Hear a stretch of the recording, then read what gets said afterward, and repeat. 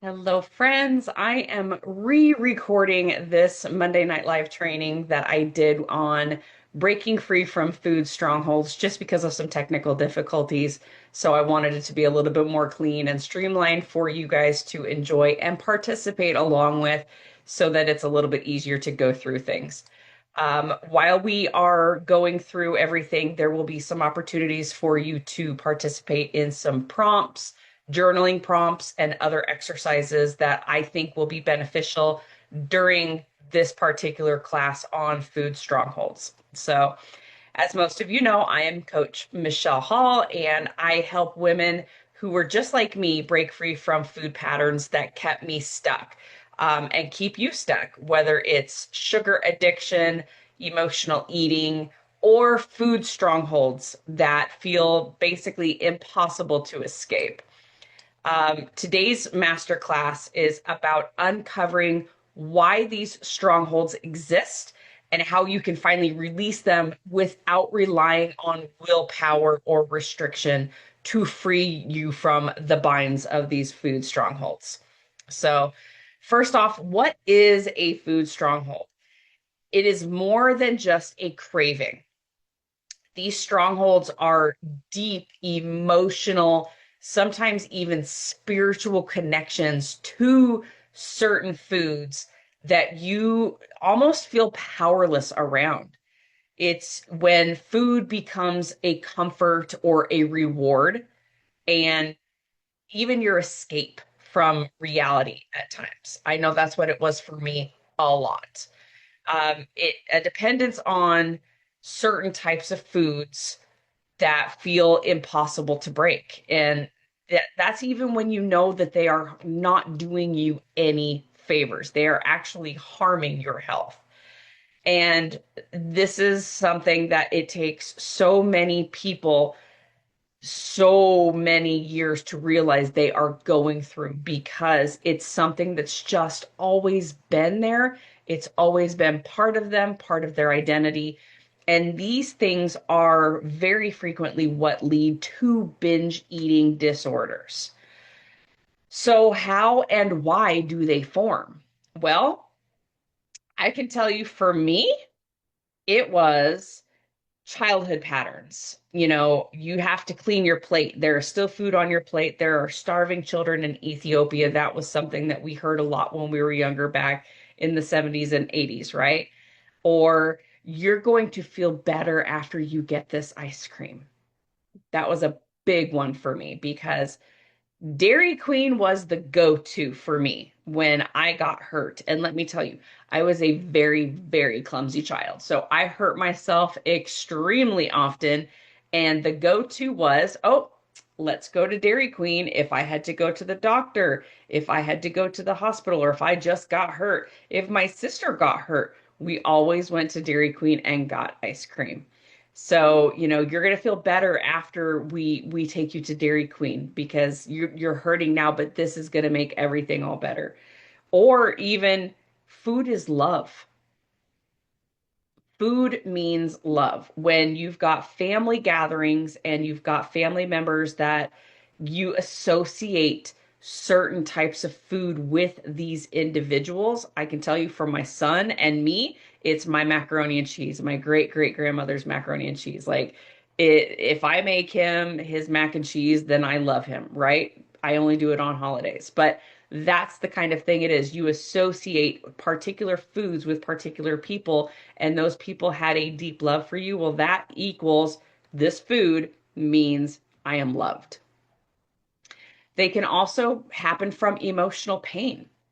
Food becomes your friend when you are alone. Food becomes your comfort when you are distressed. Food becomes everything to you at all times. Emotional eating roots, and that can be trauma, stress, loneliness, anxiety. Emotional eating roots definitely cause food strongholds, and those carry on throughout our lives and they progressively get worse as we get older because we that's the way that we know how to cope with these particular feelings, right? And it's not even just the negative ones. It can be excitement. It can be happiness. It can be anticipation. That's how it was for me most of the time. Your body's reward system, or I should say your brain's reward system, and the dopamine response that we get from certain foods. Processed food we know is habit forming. There are certain additives that are put into super ultra processed foods that keep us coming back for more, right? It creates a dependency and pretty much hijacks our brains. So we have to have this particular food in order to get that dopamine hit that we're really, really seeking at that moment. And then it just leads down a whole nother path, right? And then finally, a spiritual disconnect or even an identity level attachment. Food can fill a void that purpose, connection, or faith might be missing. If you associate yourself with eating or eating certain types of foods or being in certain situations with regards to food, and this is who I am addicted to this particular food. So I'm never going to be able to break free from it. Or food is the only thing that has ever truly given me comfort. If there is a disconnect there between reality and whatever other identity crises you may be going through, it's that is going to lead to food strongholds. We don't just eat food. We eat memories, emotions, and even our identity. That's a great quote to keep around.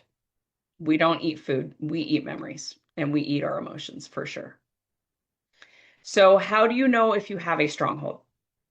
Well, do you have constant thoughts about food?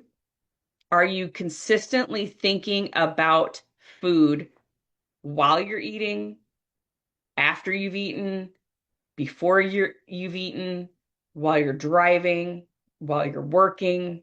If you're consistently thinking about food, you probably have a stronghold.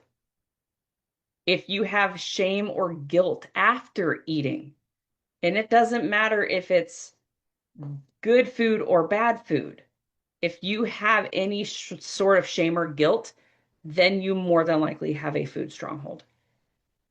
If you are eating when you are not hungry, if you are not listening to your hunger cues and acting upon those, but yet you look at the clock and you see, oh, it's noon, that means it's time to eat. Oh, 4:30, 5 o'clock, it's time to have dinner. But you're not actually hungry, that is a stronghold right there as well. Being fixated on the clock and eating when the clock tells you to. Or you've tried to stop eating certain foods, but you keep going back to them. You repeat diets that fail because of your emotional dependence on certain items. For me, like I said, it was always Dairy Queen. And even up into my adult years, it was Dairy Queen. If I didn't feel good, I got Dairy Queen. If I got hurt, I got Dairy Queen. If I was sad, I got Dairy Queen. When I had weight loss surgery and I physically could not eat certain foods, guess what would fit down in through my band into my stomach? Dairy Queen.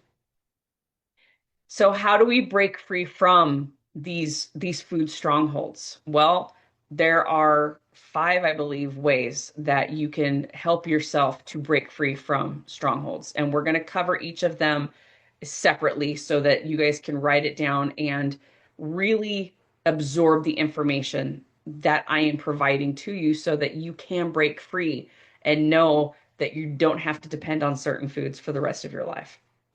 So, number one is awareness. You have to name it to tame it. It's not just catchy, it's also very true. The first step to healing is understanding what it is that you are actually battling against. Because Food strongholds hide in plain sight. They are normalized by our culture, right? They are normalized by our routines. They are normalized by self-judgment, by our self-sabotage. Awareness means identifying what food it is that triggers you, whether it's chips, it's donuts, it's Dairy Queen, whatever it may be. The pattern that you eat these foods. Is it late night snacking? Is it emotional eating? Again, whether you're stressed, you've had some sort of conflict, you're sad, or you're excited about something. The feeling that triggers or activates this particular stronghold.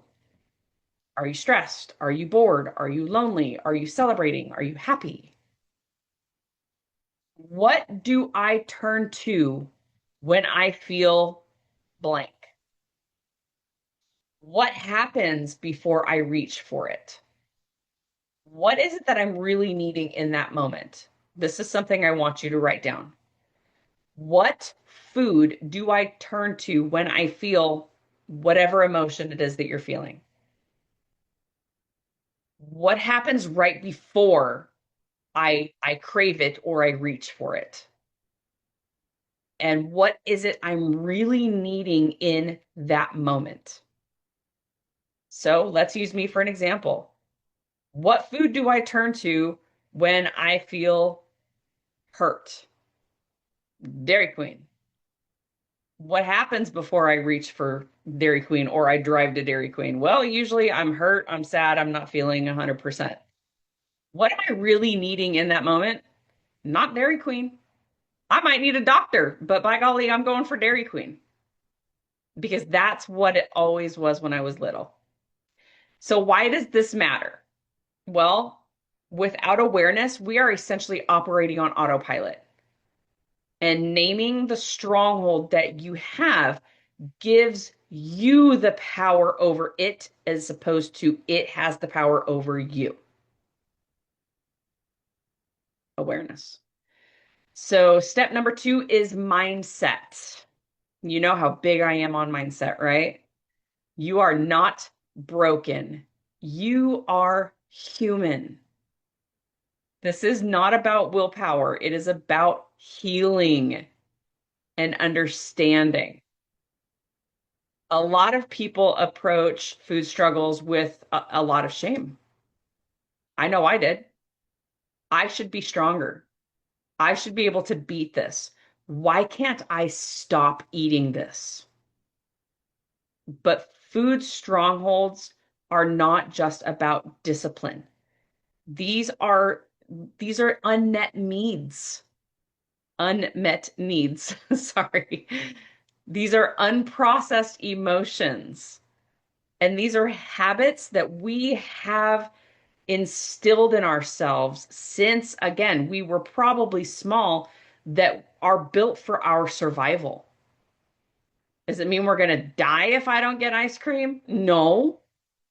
But am I going to potentially have a mental breakdown or feel some sort of horrible way because I didn't get it? Probably. Really good possibility. Reframing your mind from I'm broken, I'm an addict, I have these problems, to I am learning, I am growing, creates space for healing. And it's all about healing when it comes to food strongholds. Growth mindset, which is Carol Dweck's research, reminds us that you can change. You are not stuck being the person that you've always been. Setbacks do not define you. Setbacks happen to all of us. Mistakes are going to happen to all of us. How are we going to respond to those setbacks and those mistakes? And you are allowed to struggle and still succeed in what you're doing. Let's use the sugar addict example. I am addicted to sugar. I am a sugar addict. I hear this a lot in my coaching practice. I'm an addict. I'm addicted to this particular thing. So, how about we go from I'm addicted to sugar to I've always used sugar to cope. Now I'm learning new ways how to deal with things. You are changing your identity. You are not an addict. This is something you used to do. It is not who you are. And guess what? You are growing and you are changing. Step three are tools, practical steps that will shift the patterns. Because you need more than motivation, you need strategy when it comes to breaking free from these strongholds. Some really effective tools that you can use to loosen the grip of food strongholds are mindful eating. It sounds so simple, right? Mindful eating. Slow down when you eat. Take a breath in between your bites. Eat without screens at the table or at your desk or wherever it is that you're eating. And learn to tune into those hunger and fullness cues that your body is giving you. Because if you are inhaling your food, you're eating at a very rapid speed. Your body has not gotten the opportunity to send that message to your brain that, hey, I am full. We need to stop eating. And then what happens?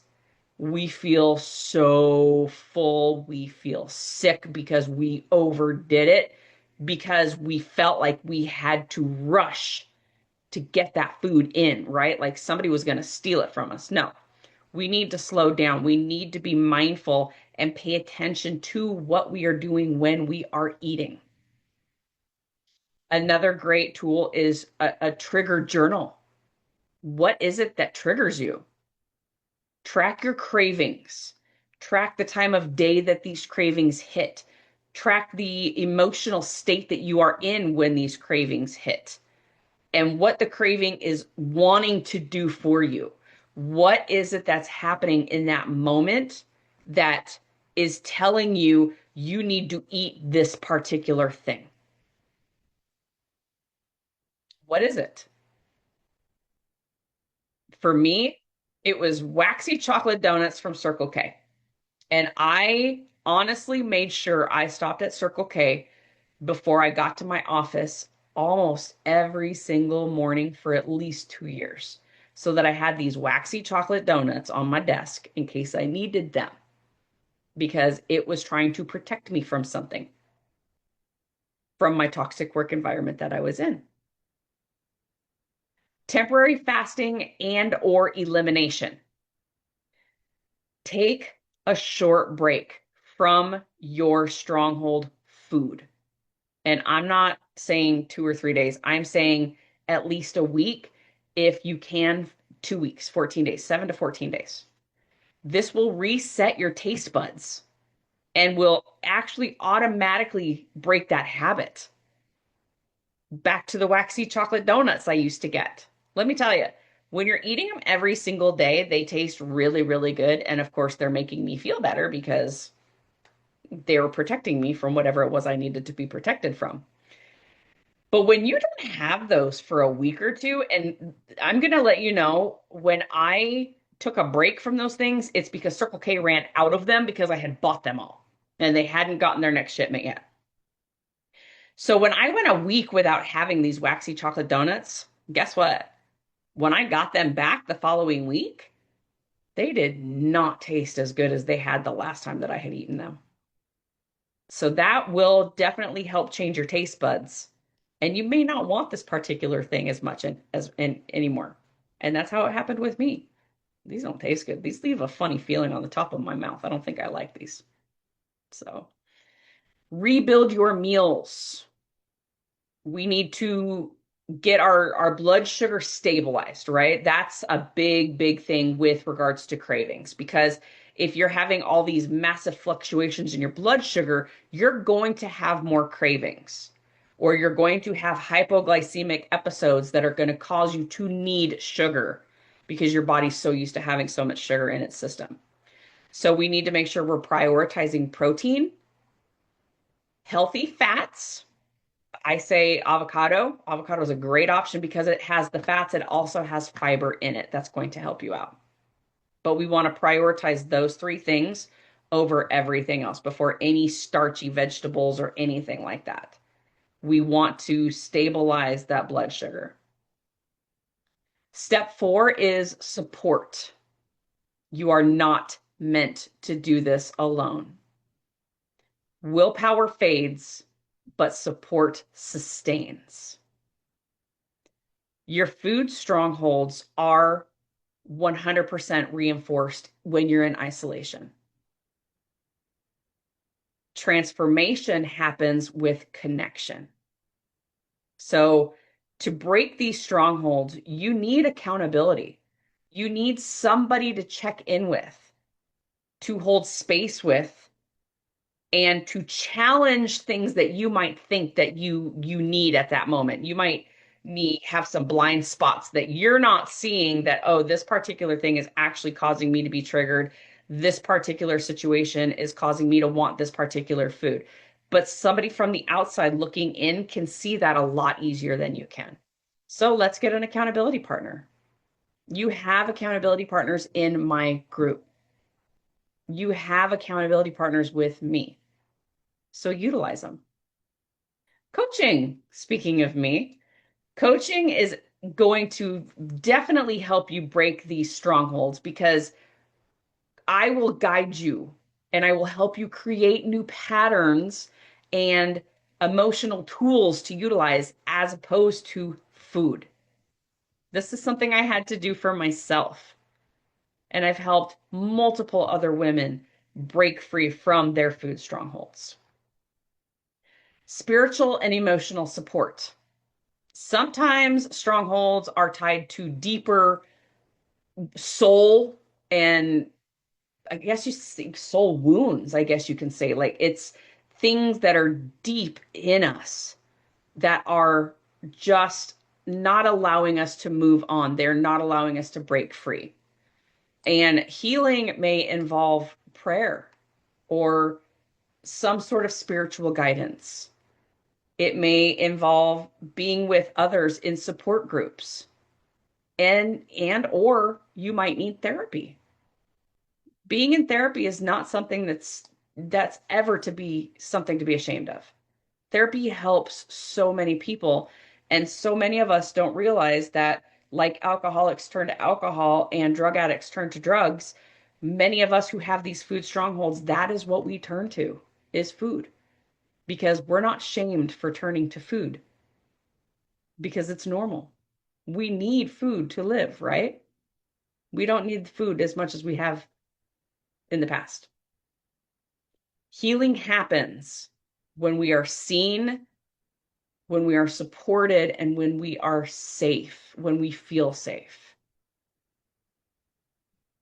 Step five is replacement.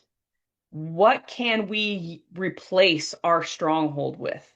What can we nourish what that stronghold replace? You can't just subtract the stronghold. You can't just remove that. You must replace it with something that's truly nourishing to your body and your mind. If food has been your comfort, you need new comfort rituals. Taking a walk, journaling, calling a friend. For some people, it's going to the gym.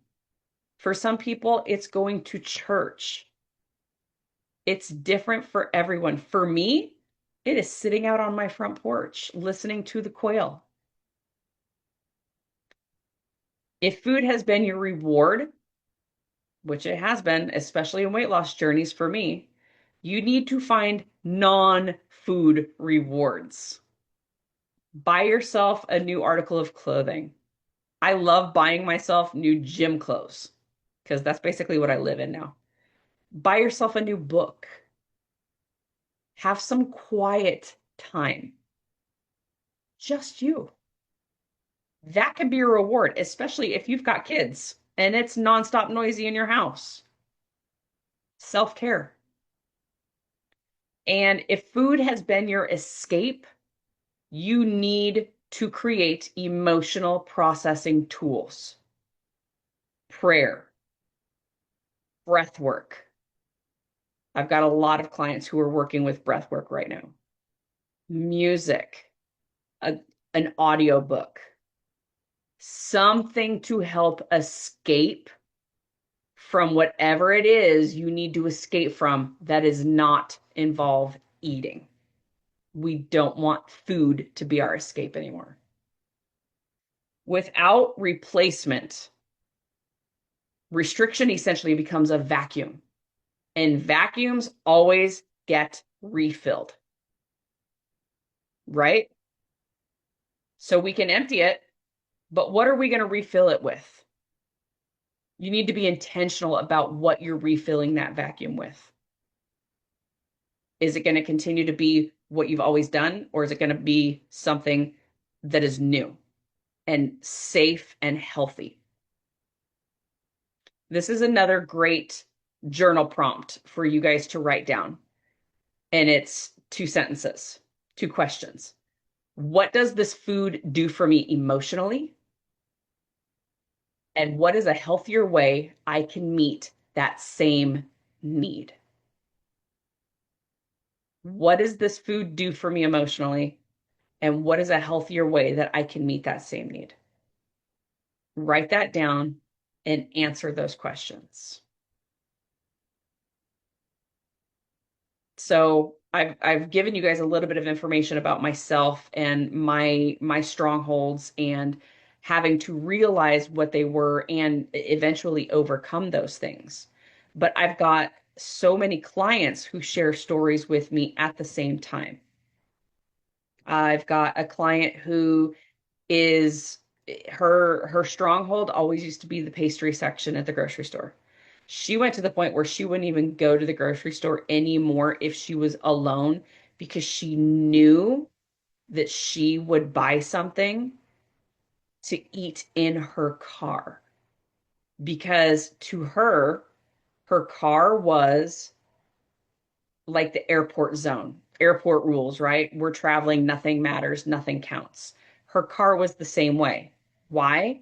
Because nobody was there to see her doing what she was doing, and nobody was there to judge her for what it was that she was doing. So that was the place where she could go and binge on pastries. So we ended up going through a lot of exercises and discussions about what it was that drove her to do that. And it came back to the judgment that she always got when she was younger. Her expectations to be perfect. She had to be the golden child. And once she realized that she didn't need to be perfect anymore, it's still a work in progress. But once she realized that that wasn't necessity anymore, that she was human, that she was going to err, guess what? Those pastries don't have that kind of power over her anymore. Eating in her car isn't that comfort space for her anymore because she was able to work through it. She uncovered it. She's been working through it and she has realized, I don't need this. I don't need this anymore. That is a stronghold she has been able to break after 40 years. It's possible for all of you as well. And if this is something that speaks to you, you don't have to do it alone. I have my Facebook group that is private and available to anybody who wants to be a part of it. I have my coaching programs. It is designed for women who want to break free for good. There are tools out there for you. There is help out there for you. So always feel free to reach out to me and others in the community to get the help that you truly need to have to break free from your strongholds and your addictions. So I hope everybody got some great information from this masterclass, and I will see you next week for our next one. Bye-bye.